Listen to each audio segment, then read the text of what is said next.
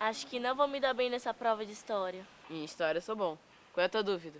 O que eu menos estudei foi sobre a construção de Brasília. É que antes, a capital do país era no Rio. Devia ser a maior bagunça. Imagina a marcha dos sem terra chegando de todo lugar aqui no Rio.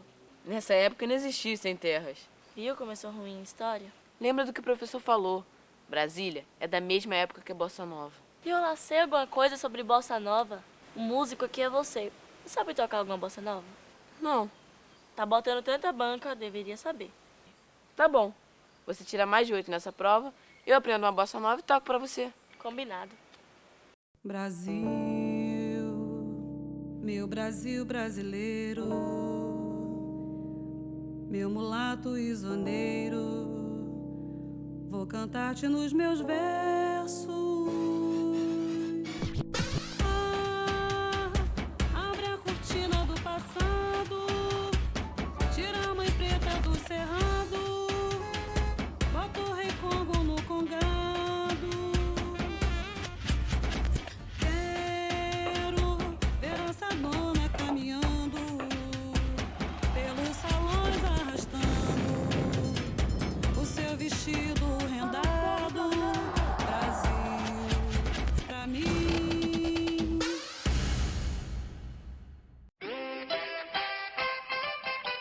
Ana Maria entrou na cabine.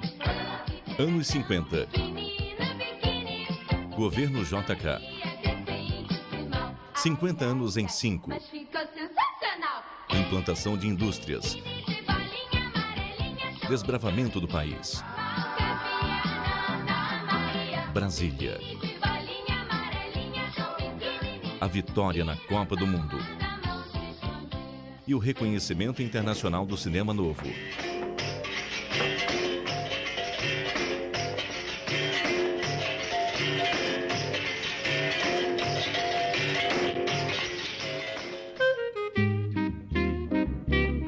O vento parecia soprar a favor dos brasileiros.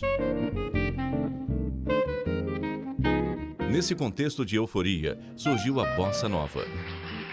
Outras notas vão entrar, mas a base é uma só. Um novo jeito de cantar e de tocar o samba, misturado com o jazz. É do que acabo de dizer.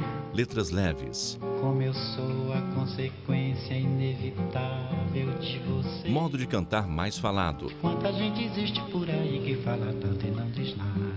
Ou quase. quase sussurrado, Já me utilizei de toda escala, no final não sobrou nada. diferente do vozeirão dos cantores de antes. E voltei pra minha nota como eu volto pra você.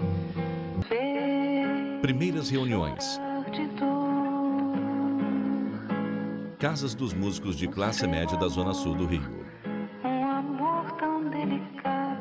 Nara Leão. A musa do ritmo recebia em sua casa gente como Carlos Lira, Roberto Menescal e Ronaldo Boscoli. Foi fraco assim, assim, tão desalmado. Eu ganhei um violão quando tinha 11 anos e começava a tocar. Eu, Menescal, a gente tinha aula junto com Patrícia Teixeira. Fui lá, pegava as aulas dela, né, bicava as aulas dela e começamos a tocar e arrebanhando. Pô, tem um cara que toca ali, tá? Bom, traz. Tem um cara que toca. E aí começa a trazer um aqui, traz outrozinho aqui, pessoal da turminha. E eu vou então estudar de noite no Colégio Malha Soares, porque fui fazer exército e encontro Carlinhos Lira. O cara falou assim, tem um garoto aí que toca e tem até uma música gravada. De, putz, isso é o máximo, eu quero conhecer esse cara. E aí foi a perdição, porque na primeira noite do colégio, primeiro dia de aula, a gente já matou a aula. Saímos de lá, fomos tocar violão na casa do Carlinhos, claro, né? Foram até 2 professores também, um de matemática e um de física. Vejo o Rio de Janeiro, estou morrendo de saudade. E foi muito legal, fizemos no Teatro de Arena da antiga Faculdade de Arquitetura, ali na Pasteur. Então eu digo, pô, tem uma coisa por aí que vai dar pé. Não tinha nome. Logo depois, o Silvinha Telles, né, vai fazer um show ali na Hebraica e fala assim, vocês não querem dar uma canja lá? Eu apresento vocês? Pô, vamos embora. Aí chegamos lá, estava hoje Silvia Telles e um grupo Bossa Nova. Eu pensei que fosse um outro grupo que estivesse lá, né? Perguntei pro cara, vem cá, quem é esse grupo aí, Bossa Nova? Ele falou, pô, desculpe, mas eu não sabia o nome de vocês e escrevi isso aí. Aí a gente começou a brincar um com o outro, aí, Bossa Nova e tal, mas saímos de lá com esse nome. E o Ronaldo Bosco, mais safo, mais 10 anos a mais do que a gente e tal, repórter, né? Falou, pô, esse nome é bom, hein? Ninguém nunca pensou em registrar a palavra Bossa Nova, ninguém ficou dono dessa marca, que assim que ela fez sucesso passou a aparecer a geladeira Bossa Nova, a conta Bossa Nova do banco, o automóvel Bossa Nova, o elevador Bossa Nova, o macarrão Bossa Nova, e não era de ninguém a marca. O presidente Bossa Nova, que não era, nem o Juca Chaves era da Bossa Nova, nem o Juscelino. O Erasmo Ronaldo Bosco eu acho grande ausente dos comentários sobre a Bossa Nova, porque ele, não só como compositor, né, como autor de músicas importantes da Bossa Nova, mas ele é que agitava. Ele era o mais velho, ele que fazia a rapaziada se preparar para fazer um show. Ele foi o apresentador da Noite do Sorriso da Flor. Ele era o comandante da Bossa Nova. A bossa nova não agradou a todo mundo. Muita gente reclamava da influência do jazz e que seus músicos não sabiam cantar. Respondendo a essas críticas, Tom Jobim compôs Desafinado, cantada por João Gilberto, o inventor da batida do violão da bossa nova. Se você insiste em classificar meu comportamento diante musical. Cada um tinha uma característica. Eu me lembro do Carlinhos bem, que ele fazia as músicas muito em função da batida até, que era toda adiantada. Né? Ele fala, tenho razão em proceder assim, de vez em quando reclamando de quem anda com você. Quer dizer, ele vai na batida, né? Eu tinha mais...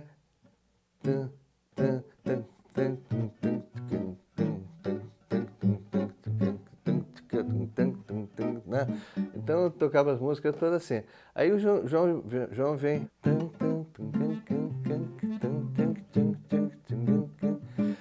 E ele se baseia muito, porque a gente, na verdade, a gente queria tocar, era um samba, que era complicadíssima pra gente. Só o pessoal do morro mesmo que sabia tocar aquelas coisas. Ele fala assim, pô, eu não posso tocar o samba, o samba é tocado por, né, 20 instrumentos. Mas o que posso escolher dali que significa bem, que é característica do samba? Aí ele pensa no tamborim, que faz tac, tac, tac, tac, tac, tac, tac, tac, tac, tac, né? Faz tan, tan, tan, tan, tan, tan, tan, tan, Uma nota só, eis aqui este sambinha feito numa nota só. Se não tivesse sofrer, se não tivesse sofrer, e se não tivesse chorar. Vinícius de Moraes trouxe a força e a beleza da sua poesia para a música brasileira. A vida é pra levar Vinícius velho do saravá. Com o advento da Bossa Nova, a música popular brasileira deu uma explosão fantástica em relação a todo aquele manancial de música popular que existia já no Brasil. E que a Bossa Nova veio simplesmente, puramente, organizar esse manancial de beleza, de bom gosto, de qualidade dentro da música. E a Bossa Nova, sem dúvida, se tornou o maior movimento musical de todos os tempos. É pau, é pedra, Tom Jobim, do caminho, é o resto de considerado no mundo inteiro o mais importante nome da música brasileira de todos os tempos. É a noite, é a morte, é o laço, é o andar. 1962. Tom Jobim, João Gilberto, Carlos Lyra, Roberto Menescal e vários outros músicos importantes se apresentam no Carnegie Hall, em Nova York. A bossa nova ganhava o mundo. Tall and tan and young and lovely, the girl from Ipanema. Aí que a gente viu que a nossa música já estava, que a gente não sabia o que estava acontecendo com o mundo. Mas com isso, quer dizer, o Tom é convidado para não sei o quê, o outro para Los Angeles, o outro para o México, o outro foi para a França, e eu voltei, que eu tinha marcado casamento 2 meses depois. Eu fui lá e fiquei, eu gostei da França, eu fui substituir o Baile em 64, 1964. E fiquei até hoje.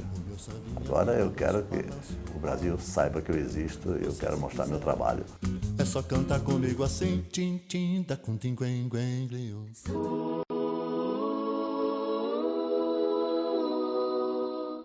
Brasil, regime militar. Era preciso resistir. Isso também queria dizer ser contra qualquer influência cultural externa, sob o risco de estar do lado do imperialismo americano. De vinho tinto de sangue. Mas o rock and roll se tornava um fenômeno. Era a trilha sonora de milhões de jovens rebeldes. No Brasil, muita gente achava o rock uma boa diversão.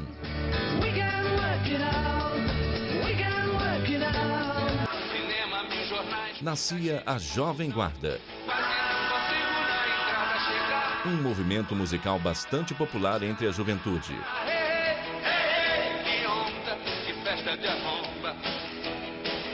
Estava acontecendo no mundo uma revolução assim de rítmica, né? A entrada do rock and roll, do rock, do Elvis Presley, depois chegando os Beatles com uma música diferenciada, né? O Jovem Guarda nada mais foi do que uma extensão dos anseios de uma juventude pós-guerra, né? Veio dos Estados Unidos, dos países envolvidos, e repercutiu na Inglaterra com a Beatlemania. Aqui no Brasil, a Beatlemania se chamou Jovem Guarda, que era um programa de televisão, acabou denominando o movimento, mas o nome do movimento era Iê, Iê, Iê. Começamos a fazer um gênero de música aqui para nós, com um sotaque nosso, uma música que tivesse a ver, conectado com o mundo, com o rock, com o pop, né? Mas que tivesse a nossa cara. O Roberto e Erasmo foram fundamentais nesse sentido, porque o Roberto e Erasmo começaram primeiro a fazer versões. Eu mesmo gravei um monte de versões e tudo.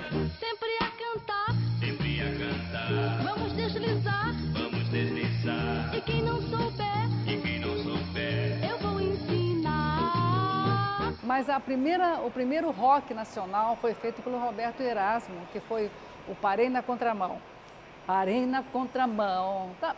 E tinha uma rítmica que parecia rock lá de fora estrangeiro, mas não era, era tudo com um jeito brasileiro e tal. Eu nada mais fiz do que lutar pelo rock português, sabe? Pela coisa em português, que naquela época só se faziam versões. Até hoje eu faço questão, eu não canto inglês, sabe? Eu não sou baba-ovo dos estrangeiros. Então o Brasil podia parar menos de ficar ligado nas coisas de fora e dar mais valor às coisas daqui. Isso sempre foi assim, bicho. Comigo é o pessoal daqui e pronto, sabe? você quer brincar e acha que com isso estou sofrendo. Enganou meu bem, pode vir que de que eu estou perdendo. O discurso da Jovem Guarda era um discurso muito juvenil, muito ingênuo, mas dentro disso, por exemplo, Caetano Veloso reconheceu uma coisa muito, muito importante para mim. Ele um dia falou isso. Erasmo, o Quero que vá tudo ao inferno tem muito mais força de contestação do que 10 músicas de protesto feitas na época pela linha dura do samba, sabe? Então isso aí já lavou minha alma, já fiquei muito feliz com isso. A Jovem Guarda foi uma espécie de pré-rock Brasil. Saiba que ainda estão rolando os dados, porque o tempo não para. Dentro da Jovem Guarda acontece um fenômeno que é o que eu acho que dá a grande partida para o rock brasileiro no que ele tem de consistente, que chama-se Roberto Carlos e Erasmo Carlos. Roberto e Erasmo Carlos, né? A partir do momento que eles começam a compor em português, eu acho que o rock começa a ter uma cara brasileira. Ele começa a ter uma cara de quem fala as histórias, a vida de quem está efetivamente aqui.